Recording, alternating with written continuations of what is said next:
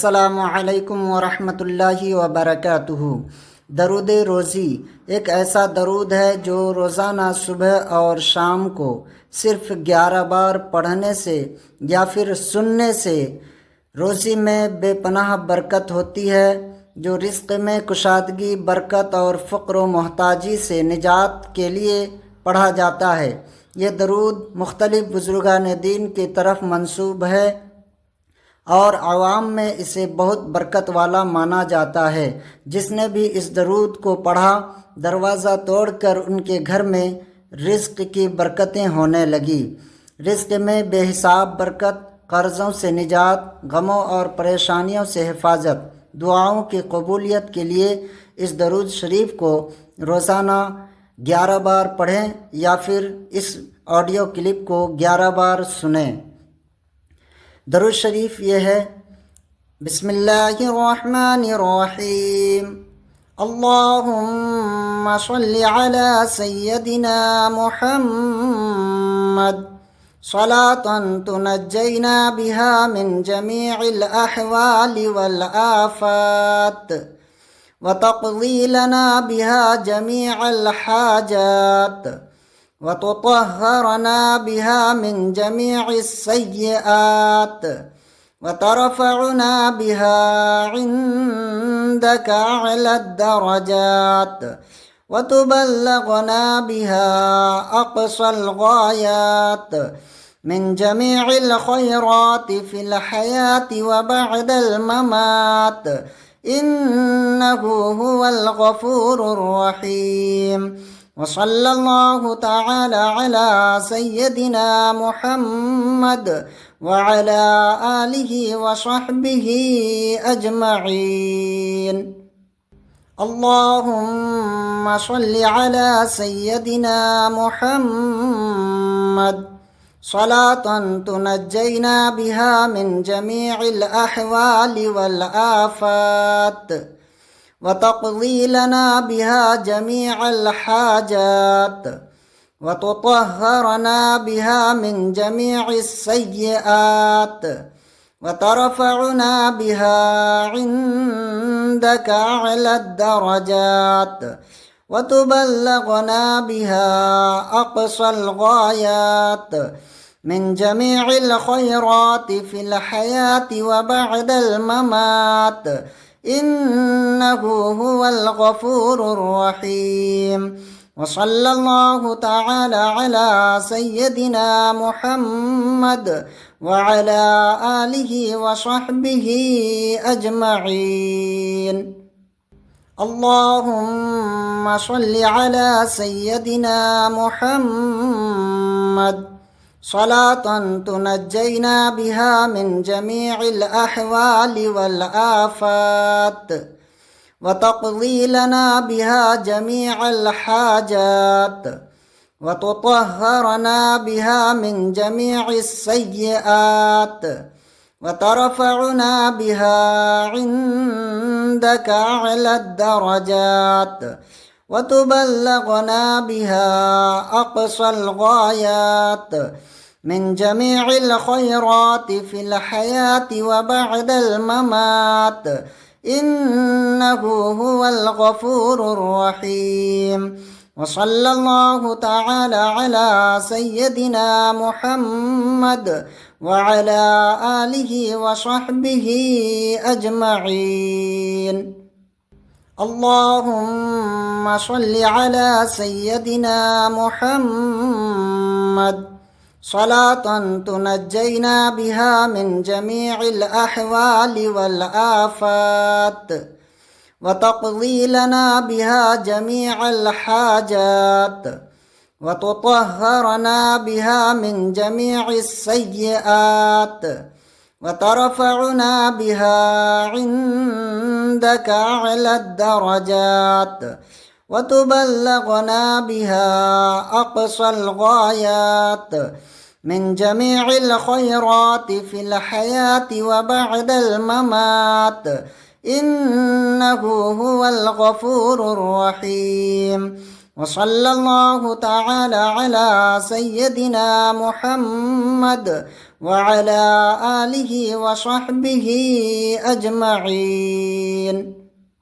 اللهم صل على سيدنا محمد صلاة تنجينا بها من جميع الأحوال والآفات وتقضي لنا بها جميع الحاجات وتطهرنا بها من جميع السيئات وترفعنا بها عندك أعلى الدرجات وتبلغنا بها أقصى الغايات من جميع الخيرات في الحياة وبعد الممات، إنه هو الغفور الرحيم. وصلى الله تعالى على سيدنا محمد وعلى آله وصحبه أجمعين. اللهم صل على سيدنا محمد صلاة تنجينا بها من جميع الأحوال والآفات وتقضي لنا بها جميع الحاجات وتطهرنا بها من جميع السيئات وترفعنا بها عندك أعلى الدرجات وتبلغنا بها أقصى الغايات من جميع الخيرات في الحياة وبعد الممات، إنه هو الغفور الرحيم. وصلى الله تعالى على سيدنا محمد وعلى آله وصحبه أجمعين.